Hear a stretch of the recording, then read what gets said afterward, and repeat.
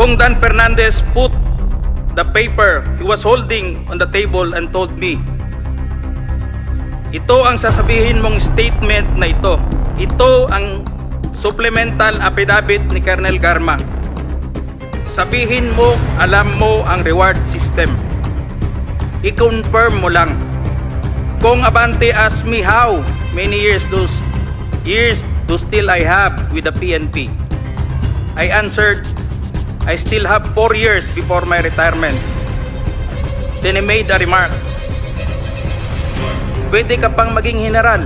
Gusto nilang magsisinungaling po ako, Your Honor. Inakusahan ni Police Colonel Hector Grijaldo Jr. ang dalawang kutser ng quadcam ng Kamara na pinagsinungaling siya kaugnay ng reward system sa Duterte drug war. Sinabi niya yan sa pagharap niya sa Senado. Ayon pa niya na naroon din ang dalawang abogado ni Garma nang kausapin siya ng dalawang mambabatas. Paglilinaw pa niya na wala umano siyang alam tungkol sa umano'y reward system na ibinunyag ni Garma.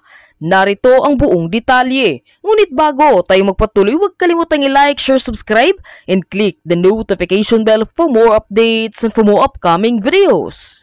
Maraming salamat! And in the soul of man, I have to say this, even God was betrayed 3 times. But this time, I have to say this, I don't want to betray our beloved country, our fellow Filipinos, and to God Almighty. I don't want to discredit the men and women of the Philippine National Police, the institution where I belong. I don't want to destroy my beloved alma mater, the Philippine National Police Academy, who molded me with moral values to speak for the truth that I owe, and it's time to give it back, the honor and respect.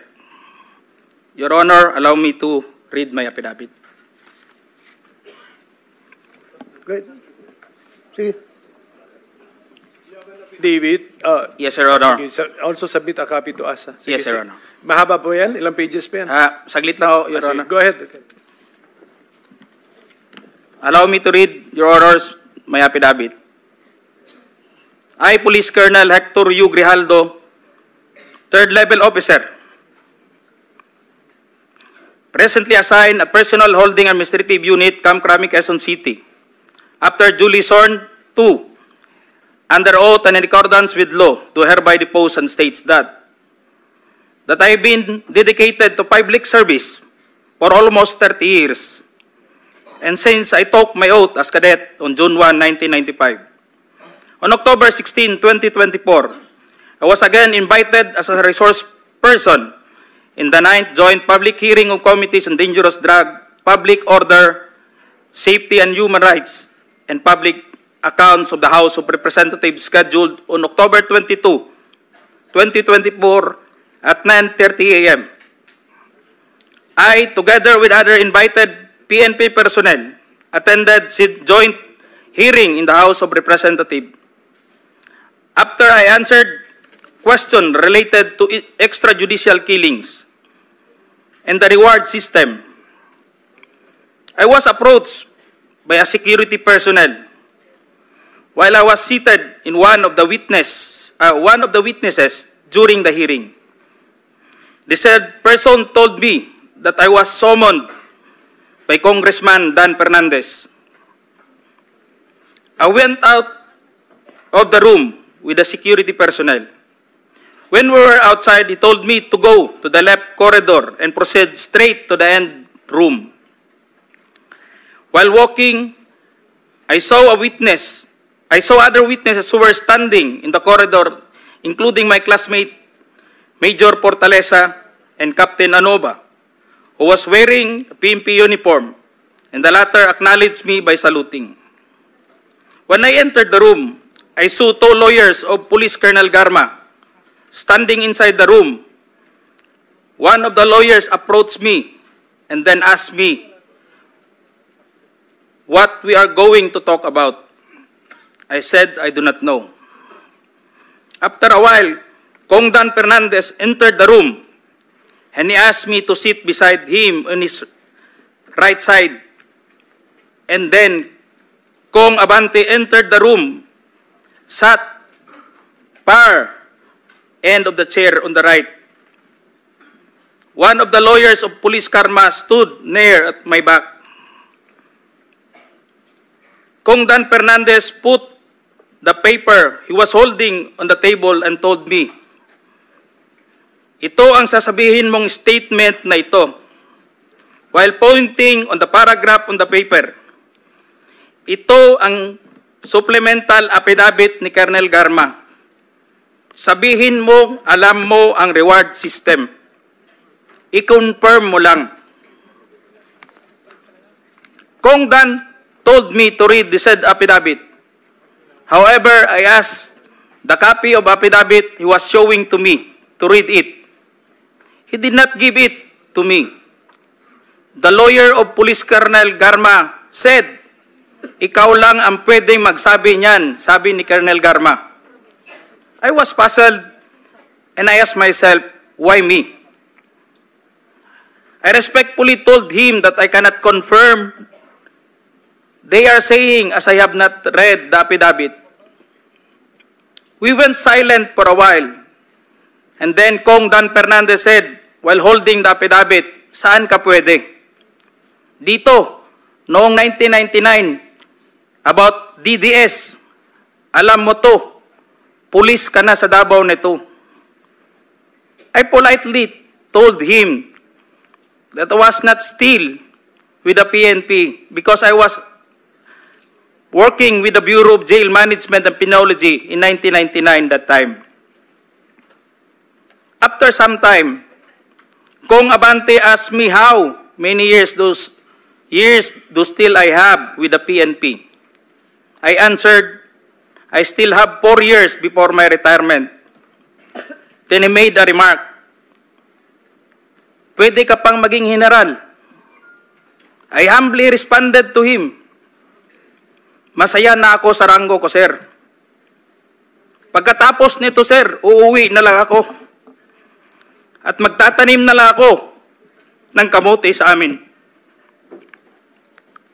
The cordial conversation between us continued. And I felt that they wanted me to convince me to do what they wanted me to do. Then Kong Abante asked me where I serve as a chief of police, to which I answered, Mandaluyong City Police Station.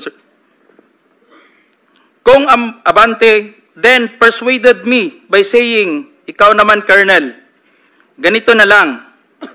Alangan namang walang insidente o pangyayari sa panahon na yon." I answered, and I served as a COP in Mandaluyong during the COVID-19 pandemic, and there were less crime committed.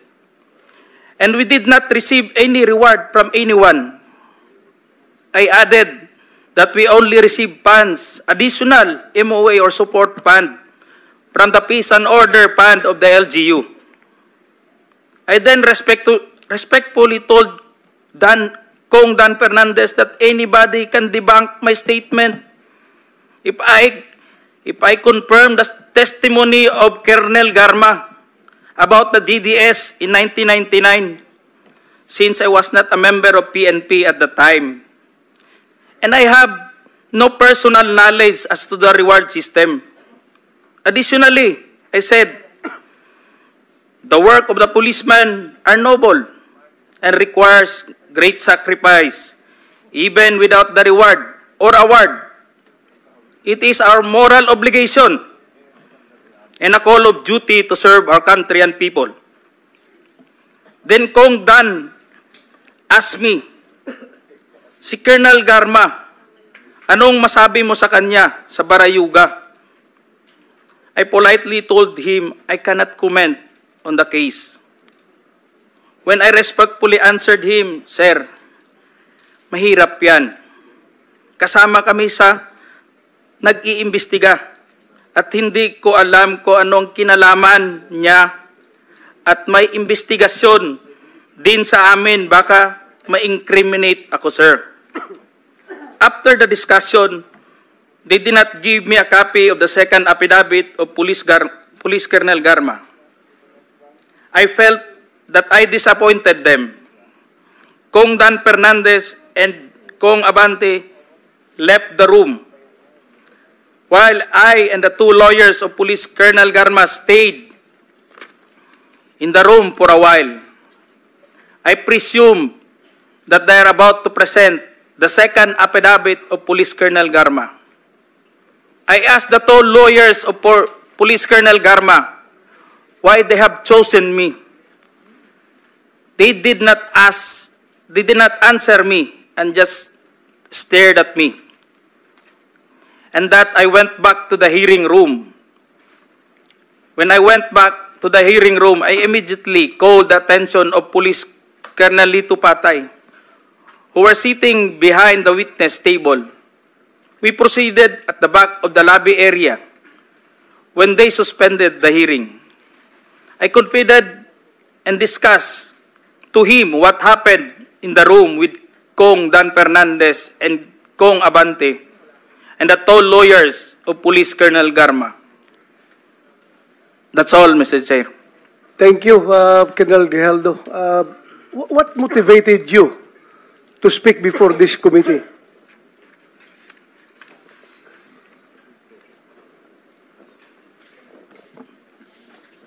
The time, Your Honor,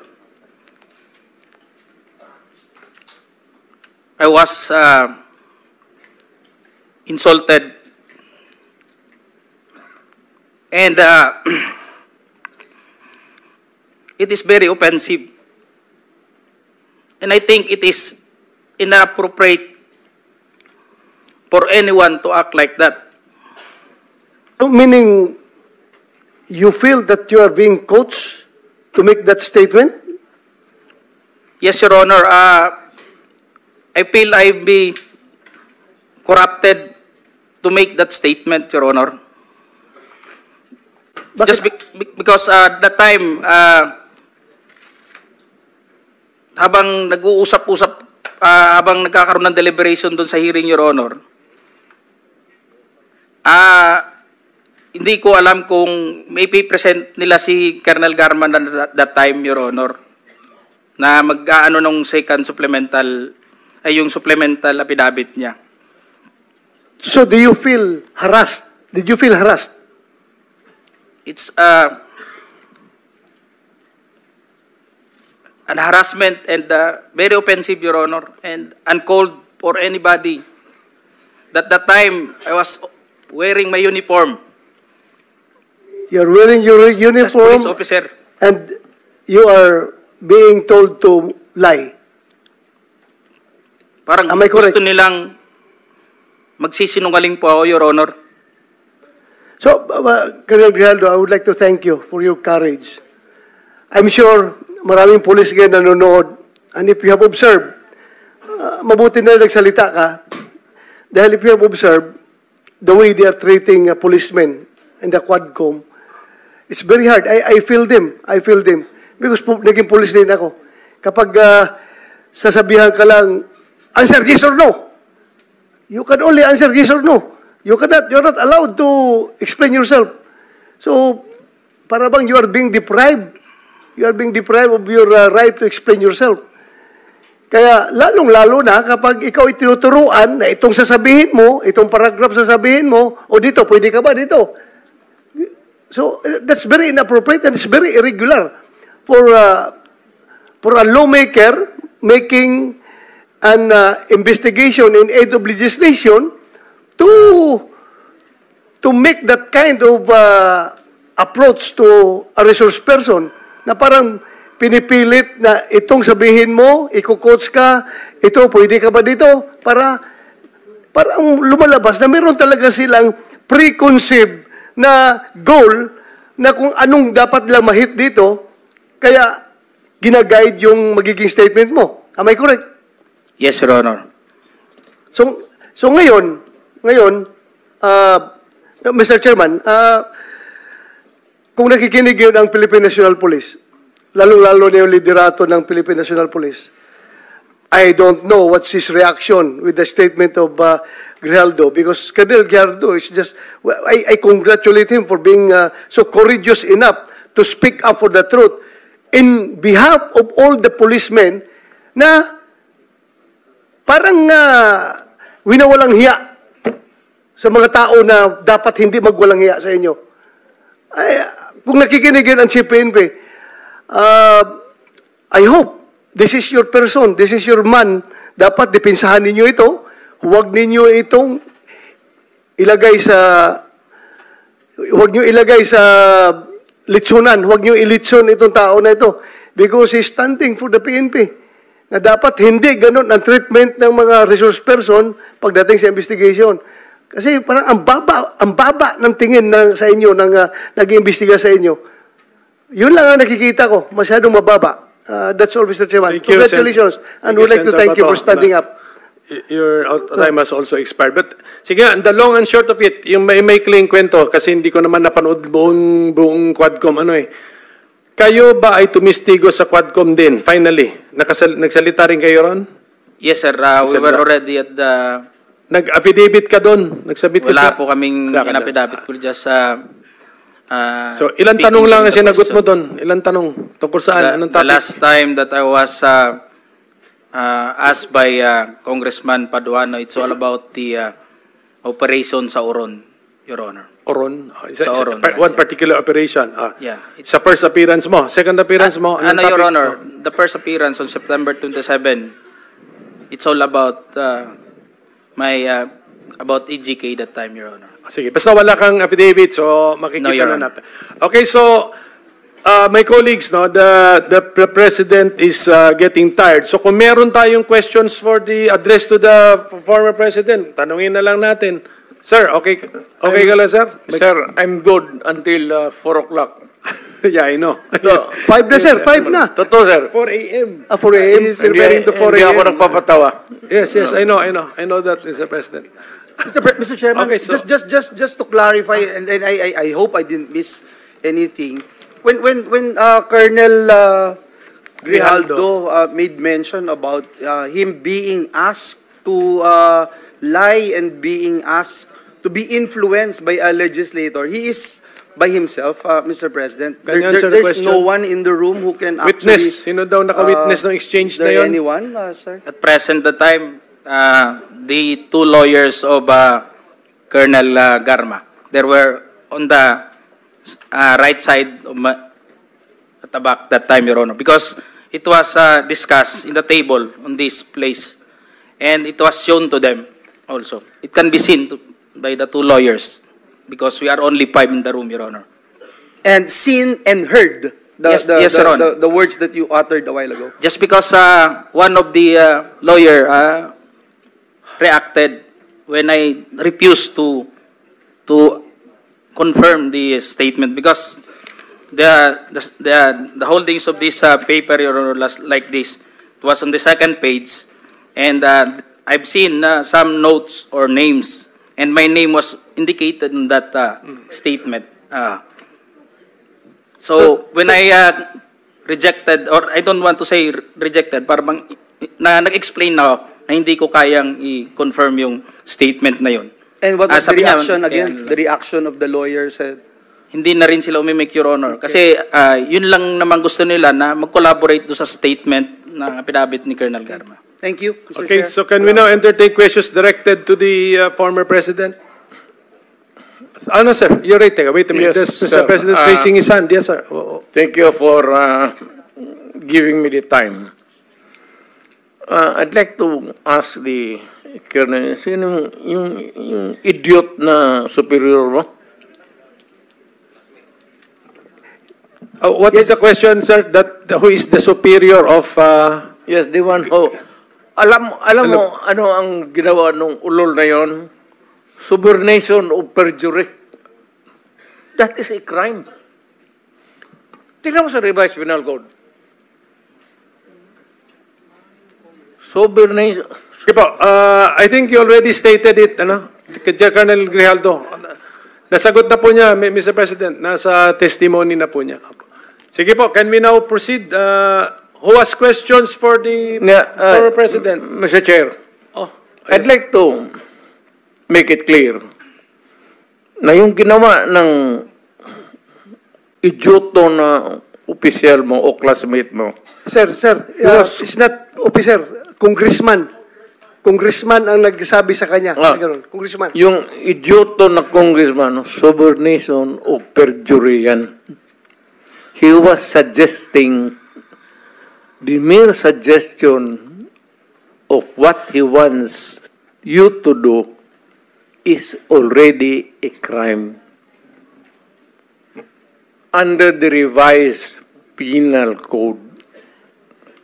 Yung inuudyok mo yung tao na mag-execute ng affidavit falsely or making a false narrative, subornation of perjury. Yes, that's a crime under the revised penal code. Yes, sir. Thank you. Sige sir, because we are operating under time constraints. So sabi ko kanina hanggang 3 o'clock lang tayo. But sige, gusto ko lang habulin yung classmate mo. Yung congressman. Parang papailan ko ng kaso. Total, hindi ko na kailangan yung affidavit mo. Your narrative here is under oath. Hindi ko na kailangan yung affidavit mo. All I have to do is to take out your statement, the basis of filing a case of subornation. Our transcript of records will be available to anyone who will request, Mr. President. Okay, Committee Secretary. Transcript natin available to everyone. Okay, so anybody? Your Honor. Senator Risa? Can we? Your Honor. What is it about, ma'am? About subornation of perjury. We all know about the theory I about just wanted to subornation. say na ganun din po ang ginawa nila. Okay. Subornation.